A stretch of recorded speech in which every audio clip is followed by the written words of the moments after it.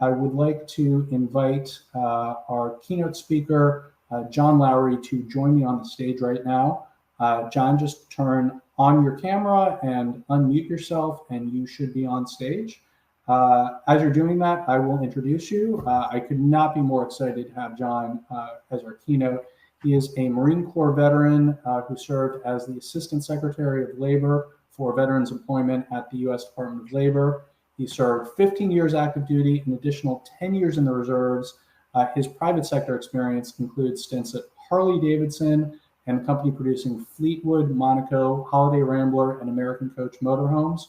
John holds degrees from Princeton, Stanford, Harvard Business School, and the U.S. Army War College. How about that resume? Please, everyone, join me in welcoming John Lowry. Great.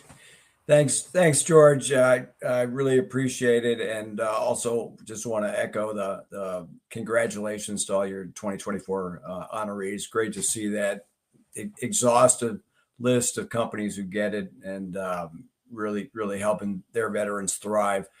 I certainly appreciate the opportunity to connect with all of you today. I always find it heartening to be with people, even virtually, right, who understand the value that veterans bring to the organizations they choose to serve. And George, I want to thank you and your entire team at Vet Indexes for inviting me, because clearly you guys get it, right? I mean, your entire investment thesis is derived from the insight that veterans provide unique value to the companies they work for. And, and it's no surprise or coincidence, at least in my mind, that since the inception of the Vets Employers Index, that fund has provided a superior annualized return relative to the S&P 500. And now I'm not a paid spokesperson here, but I do think it's important to point out that there is a consistent correlation between the prioritization of veteran hiring and the achievement of strong business outcomes. They just go hand in hand. We see it again and again. And again, I applaud what you do, George, and the team. I know many of you have been formally engaged in veteran employment initiatives for years. I think, George, you said you've been in the space for a dozen years or so. My formal involvement in this space, formal involvement, I will say, really only began when I became the Assistant Secretary of Labor for Veterans Employment. I was running an agency called VETS, which is a kind of handy acronym. So it's the Veteran Employment and Training Service.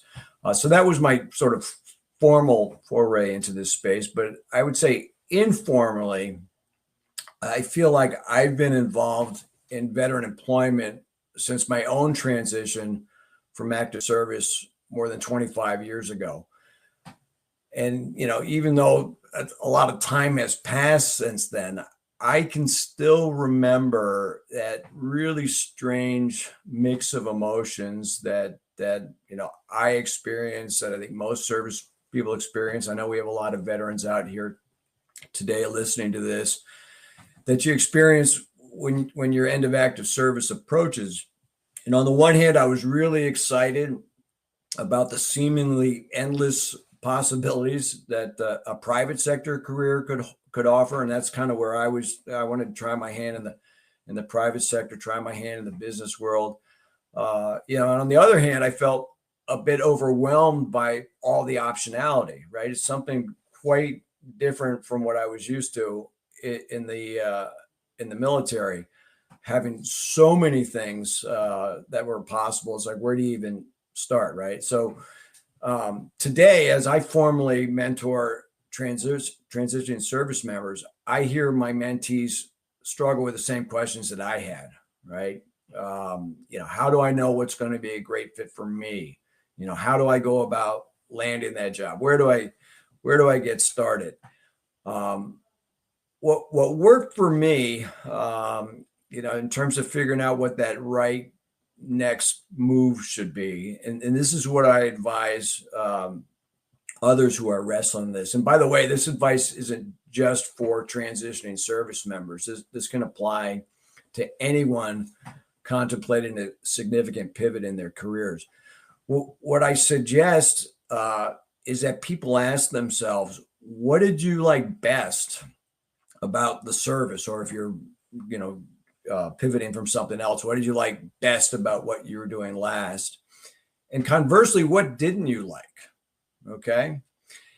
And once you go through that drill and you sort of understand where you got your energy, where you got your excitement, what was really fun for you, once you go through that drill, then you try to imagine the types of careers that would offer the things that you enjoyed, right, while sparing you the things that weren't so enjoyable. And I'll just make this kind of concrete for you. So in my case, I was a Marine Corps infantry officer, and I really liked the people aspect of being an infantry officer.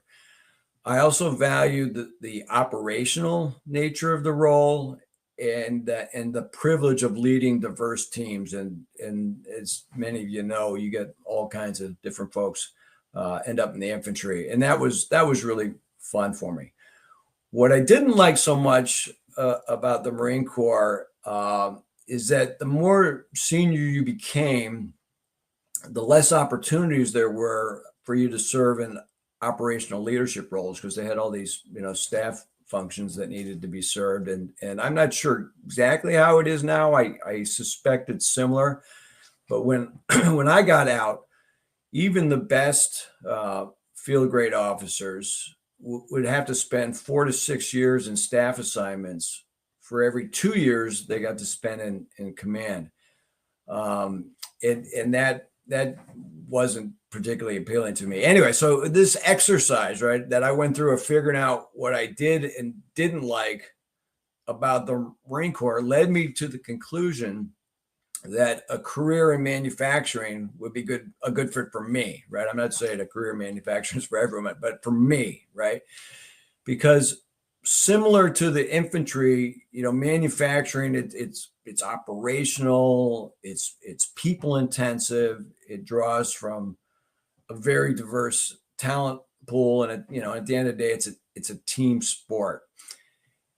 And I also assumed that because it's a for-profit situation, manufacturing businesses, if you were effective in a manufacturing operations leadership role, you'd probably be allowed to stay there in that role for as long as you wanted, right? And you wouldn't have to vector off and spend 4 years in a staff role or something like that. And you could probably just stay there not only as long as you wanted, but maybe until you were ready for even more responsibility, right? And I share this with all of you because I think when you're trying to attract veterans or soon to be veterans, right, those transitioning service members to your company, asking them what they did and did not like about the military can be a very compelling line of questioning, because the answers will provide an excellent window into whether this particular veteran you're talking to would be a good fit for your line of work and for your culture. And when I interviewed for my first job after active duty, and George mentioned I'd been at Harley Davidson, that's where I started. I ended up spending 12 years there.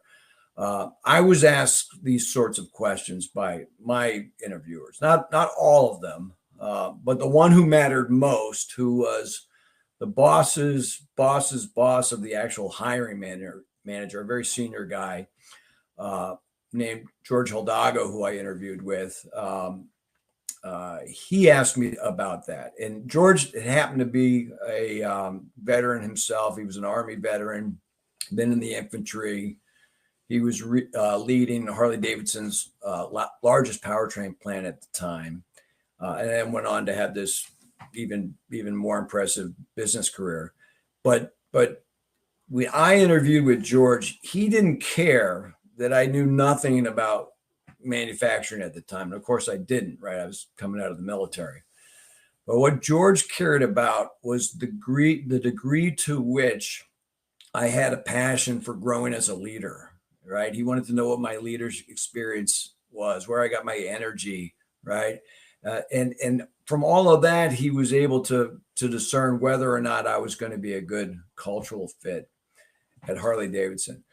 And at the time, Harley didn't have any formal, military hiring initiatives or formal, programs, but the company did have a disproportionate number of veterans on the rolls. Something like 16%, I think, of all the employees were veterans.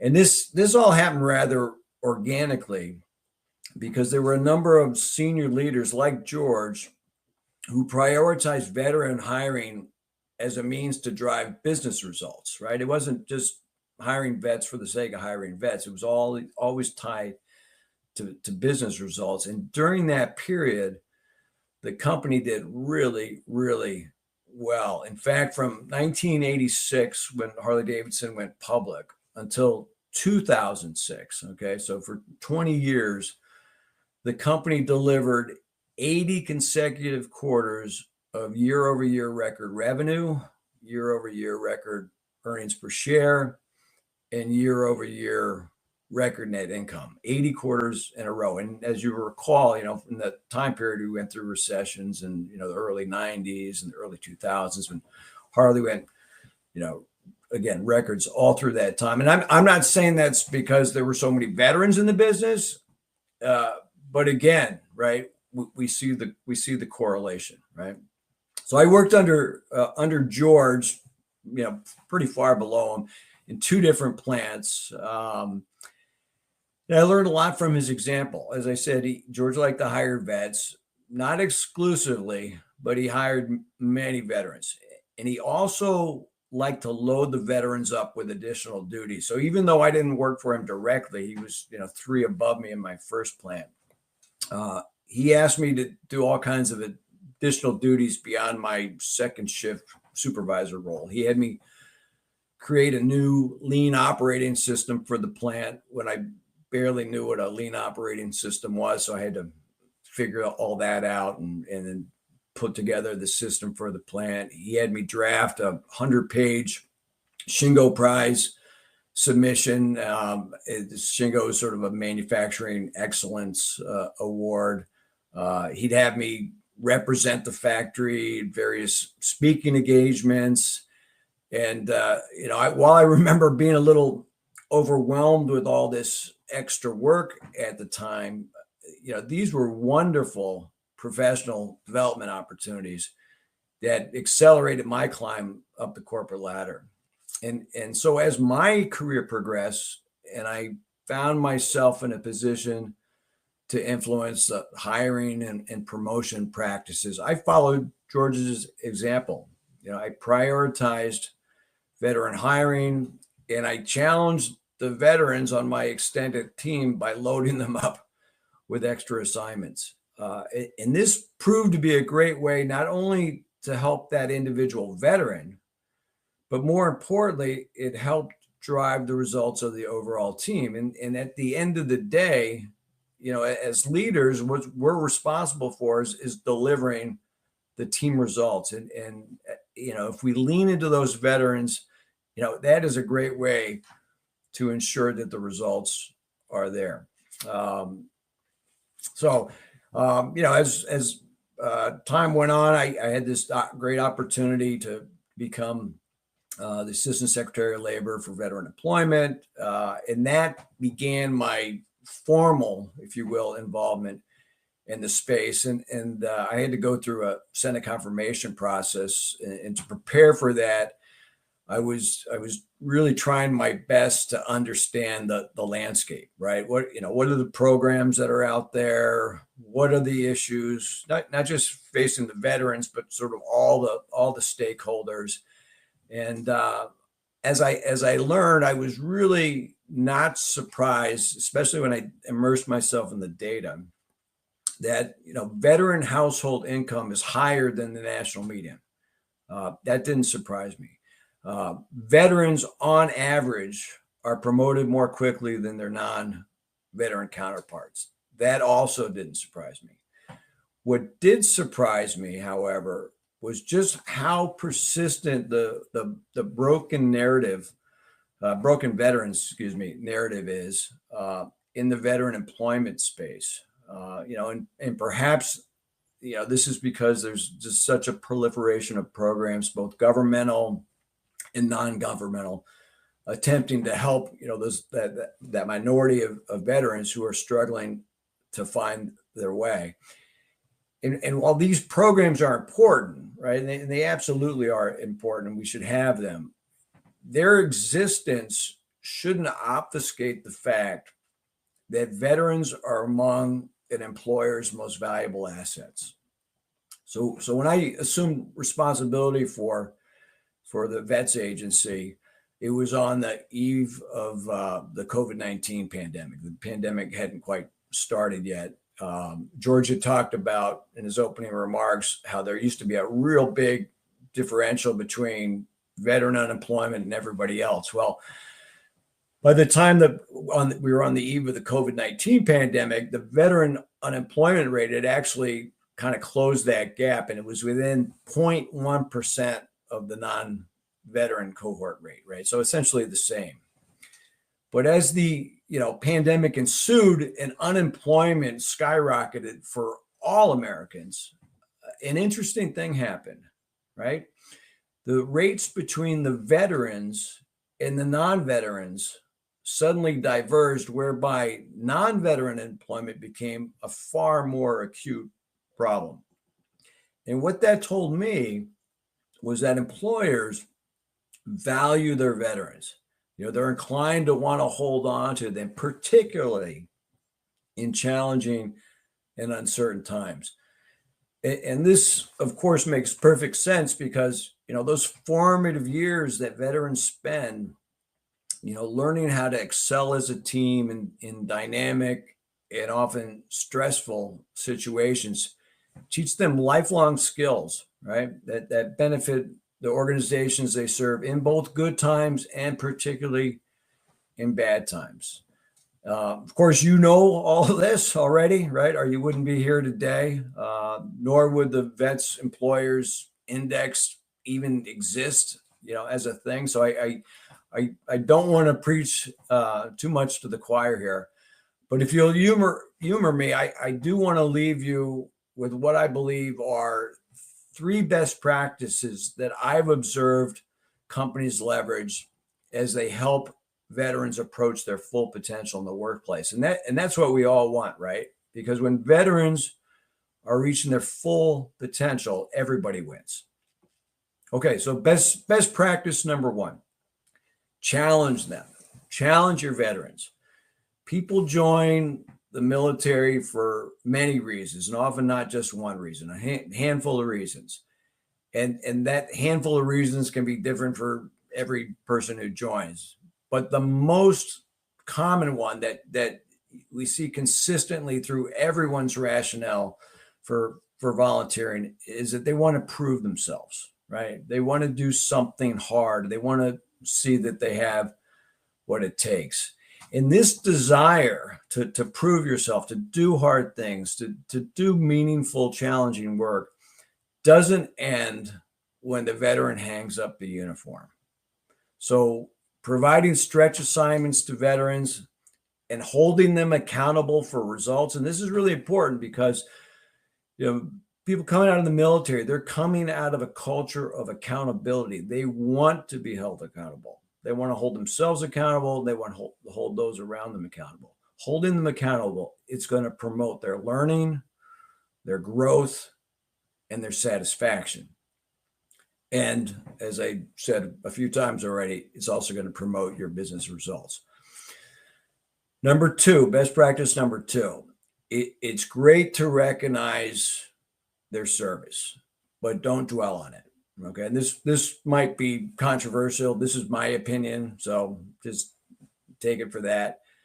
But don't dwell on the service either. Hosting a Veterans Day event, great. Supporting a veterans affinity group, these are good ways to convey to the entire workforce that your company, appreciates and values the contributions that veterans have made to their country. That said, veterans should not be encouraged to see themselves being any more special than any member of the team. Okay. Those veterans who get too hung up on their military past are wasting precious energy that should be focused on driving results in the here and now and looking for future improvement opportunities. And as I think back, most veterans make great transitions, but the ones who struggles with the transitions tend to spend a bit too much time thinking about how the new job isn't like being in the military. Well, of course it isn't. It's different, right? They need to get over that. And we can help them, right? By holding them accountable for what's happening in the here and now and focusing their energies. And finally, the last best practice that I certainly benefited from in my career that I'd like to leave you with is leverage the veterans in your organization who have already made a successful transition and have them mentor those who are joining your team for the first time or joining the private sector for the first time or an NGO or something, again, right out of the military. So that George Hidalgo I mentioned, that veteran who led that first plant I worked for at Harley, he was well above me in the food chain, but he helped me enormously with my transition. He would schedule, I didn't go schedule with him, these monthly one-on-ones where I'd come into his office. We could talk about anything. He was expressing an interest in me. He made me feel comfortable that I could ask him anything, all the dumb questions that I probably should have been asking others, but was afraid to. It felt like a safe spot because he and I had this mutual experience. All of that really accelerated my learning. So, to the extent you can leverage the vets that are already there, I think that'll really help the organization. So in closing, I just like to thank, each and every one of you for helping your companies and your organizations thrive by, attracting, developing, and retaining veterans. When we enable those veterans to realize their full potential in the workplace, it's a nice way of giving back, right, to those who pledge to support and defend our Constitution, but more importantly, right, in so doing, right, and having them live up to their potential, we're building competitive advantage, okay? And that rewards all of your stakeholders, not just the veterans.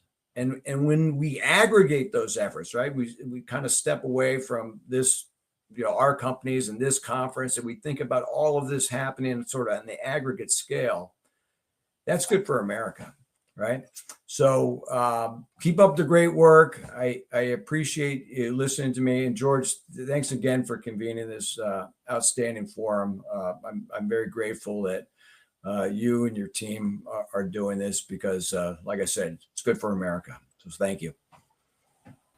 Thank you so much, John. Really appreciate that. Great keynote address.